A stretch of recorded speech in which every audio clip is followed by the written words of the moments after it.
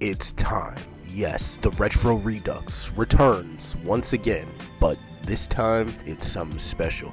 You can smell it in the air, can't you? It is the arrival of the MCU into my Retro Redux series. Finally, arguably the greatest cinematic franchise of all time. You know, I already did these right here, these cinematic masterpieces. Why not get in tap with, honestly, one of the most revolutionary things in entertainment history? And why not just start at the beginning? Today, we're reviewing Sam Raimi's Spider-Man. Sorry.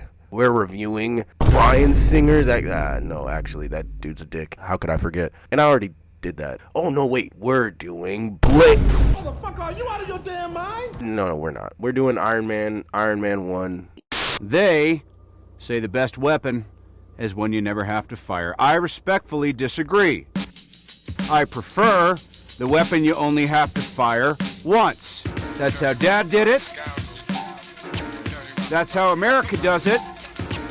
And it's worked out pretty well so far. Now, after surviving an ambush spearheaded by a secret terrorist organization utilizing his weapons, genius billionaire playboy philanthropist Tony Stark uses his engineering skills for justice by creating a suit of armor. I think one of the best things about the MCU during its beginning is how incredibly simple not only the premise is, but just the overall story. This film obviously plays a huge part into the history of the character in this universe, as well as being the launching point visually for the universe and for the audience. Overall, the movie is fairly simple. Tony gets kidnapped and is forced to build weapons because he's the world's greatest weapon builder by a secret organization. After this traumatic experience and escaping within an inch of his life due to creating the first prototype of his suit of armor, he eventually becomes obsessed with the idea of no longer creating weapons and utilizing this suit of armor as a shield as opposed to a sword. He said it! He said it! It starts with Tony getting kidnapped, and to be quite honest with you, the intro is great. It is the perfect contrast between an endearing introduction for the character and showing you how cool of a guy he actually is, and then immediately showing you the other side of life, which is danger, the consequences of war, and explosion. In all honesty, the intro is so intense, and all of the action sequences are really good. Well, actually, there's an action sequence near the end that I really don't like, but we'll get there eventually. The entire film itself feels like a film version of the introduction of Ferrari or the Bugatti. There's a sleek aura to this entire movie, something that makes you realize this film is trying to ground the more fantastical elements of delivery in the Spider-Man trilogy as well as the X-Men films in a much more realistic way. Clearly, the entire mantra or motif of the MCU is to just be a little bit more relatable to audiences as opposed to those previous entries in the Marvel and DC cinematic universes, and it makes sense. This was around the time where realism as a whole, as an aesthetic, was becoming insanely popular. People were creating their own live action versions of comic book suits, so it makes sense that the first film that is meant to do that is actually incredibly successful at the time and still holds up today. It is probably the earliest window into the 2012 to 2016 era of things just being taken a little bit more seriously visually, and you could see that. Now let's just dive right into arguably the best part of this movie. Well, not even arguably, what am I talking about? Definitively the best part of this movie, Tony Stark. Now, off rip, I just gotta say, great taste in music this guy has. Sometimes I try to do things and it just doesn't work out the way I want it to, and I get real frustrated. But this character is great, especially in this film. This is still probably my favorite appearance of the Tony Stark character. It's clear that the dude is a little bit of a prick, but he means well. He just doesn't really care about the whole frivolous aspect of celebrating what he's doing. He knows he's great. He just kind of wants to challenge himself and move forward. He's an evolving scientist, and that's incredibly clear. But it's also cool to see that a scientist is celebrated and lusted after and all these things that usually aren't seen. This dude's a 5'7" king, getting treated the way he deserves to be because of what he has contributed to society and what society has deemed gifts from him. And eventually he realizes throughout the course of the movie that he truly isn't giving the world gifts with these weapons. Instead, he has to kind of change his mind to make sure no one else ends up like him or any of the victims of his weapons being utilized by the enemy forces, terrorist forces, or even the US government. The character arc he goes through that's shepherded by Yinsen is honestly one of the MCU MCU's best. His face turn is completely understandable once you realize that Tony's creations traumatized him in such a gruesome way that the soldiers, Yinsen, and other citizens in the Middle East have been victims of his creations for years, and he spends the rest of his movie attempting to atone for his mistakes. You combine that with the fact that he is hilarious and charismatic and pretty much says everything that as an audience member I was thinking throughout the movie. This character is just the guy, I guess. The first Iron Man suit is so cool, has a retro design, and is almost taken directly from the comics, but also has its own realistic motif added to it, which is odd because, you know, when you look at the costume, it really shouldn't work, especially in live action, but it does. And it's also paired up with one of the best escape scenes ever, so even if it doesn't look too convincing, you're supremely on the side of Tony just escaping and getting away and killing all those bastards anyway. You kind of just go with it. But even then, just going with it, you know, like I said, the suit still holds up pretty well, so it just makes for a great scene all in my opinion. Mark II was just always my favorite design. I always liked the idea of the War Machine character, and seeing the early stages of the War Machine suit in this film was pretty cool, not gonna lie to you. And obviously Mark III is iconic as fuck. It may not be the best red and gold suit that Iron Man has had in the MCU. I may put Mark, I believe, what is it, 6 or 7 from the first Avengers movie that he gets after he's flung out the window. That might be my favorite Iron Man suit all in all, but this suit here ain't half bad. It ain't half bad at all. And speaking of War Machine, Rhodey is here. You know, seeing Chitwell Ejiofor, I mean Cuba Gooding Jr. My bad. I mean Tyrese. No, that's wrong. I was able to open up the flower of life properly and find the real wave conjugation that we've been looking for 10,000 years. Why would I continue, you know, walking on water for tips when I've got an entire generation to teach a whole new world? I mean, Terrence Howard is still kind of weird. Yes, he was Rhodey first, but we've seen Rhodey being portrayed by Don Cheadle so much at this point that it's just like, who's this guy? Who's this stand-in for the superior Rhodey actor? Now, don't get me wrong. I don't think Terrence Howard does a bad job at all. I think he's actually pretty good in the movie. His relationship with Tony is really sweet, actually. Like, that's really his boy.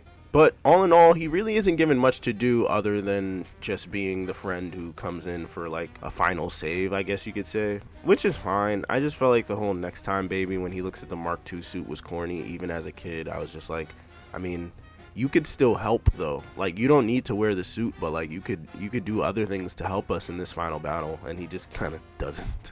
Pepper Potts is portrayed by Gwyneth Paltrow.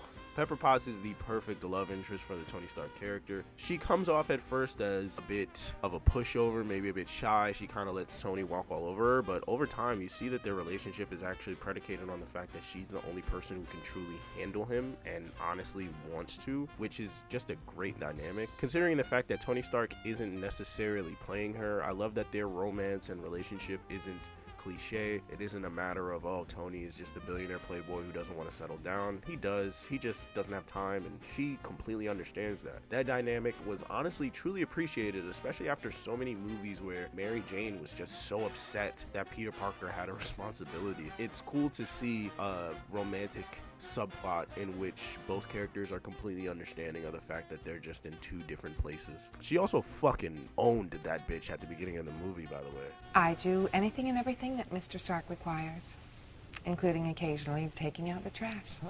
Would that be all? Much like Tony's relationship with Rhodey, it seems like all of the relationships in this film are very, sweet, very endearing. Like, Tony having her replace the art reactor is such a, I don't know, like, it's such a quirky and cute scene that you really just have to appreciate the romance that has been set up between those two characters and ended in Avengers Endgame. Now that I've seen this movie with this context as I'm older, I hope their romance aspect holds up the entire MCU that they appear, but I vividly remember being confused at the state of their relationship near the end. But we'll see, especially now that I'm paying attention to things that I necessarily wouldn't know as a kid. Happy Hogan shows up in this movie, his bodyguard slash driver, and it's honestly kind of weird to just see how small his role is in this movie versus where he eventually ends up in the entire MCU, which is hilarious. Like, I remember when the Endgame posters came out and he had one of them. So just imagining that this character would be so prominent not only throughout Iron Man's entire trilogy, but the entire MCU is just hilarious. The suit. So the technology actually doesn't exist. So it's Wait, the technology. William, here is the technology. Tony Stark was able to build this in a cave with a box of scraps. Obadiah Stane, portrayed by Jeff Bridges, is just one evil bastard. He's a great twist villain that's introduced, and much like Pepper, Rhodey, and hell, even Tony's AI assistant and Jarvis, all just have a really warm and endearing relationship with Tony. At least that's how it's portrayed. Once you learn Obadiah's role in the plot as the person who not only set up Tony, but tried to usurp him from his position in his own company, it makes his super lackadaisical bro-like personality in the first and second act even more dastardly after this rewatch. He's also constantly invading people's personal space, and it just feels violating and weird. Like I said, the entire time the characters are very warm with Tony, especially physically. There's handshakes, hugs, shoulders, things like that. But here, there's just like a layer of disgust and creepiness to it that I give off every time I see it. Perfect example is that scene he has with Pepper after his heel turn is revealed. It's so great, and I vividly remember it, and it's stuck with me as my most intense memory after watching this movie for the first time. That and the badass Mark II suit flying scene.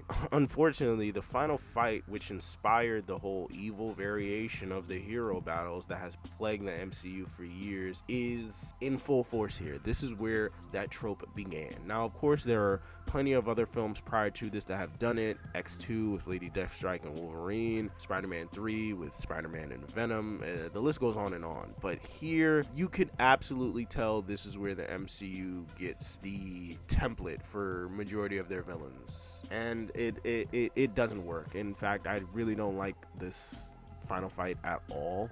It's kind of boring. Iron Man gets his ass kicked throughout the entire thing, and I also think Obadiah's run by near the end of the movie is a little bit hilarious.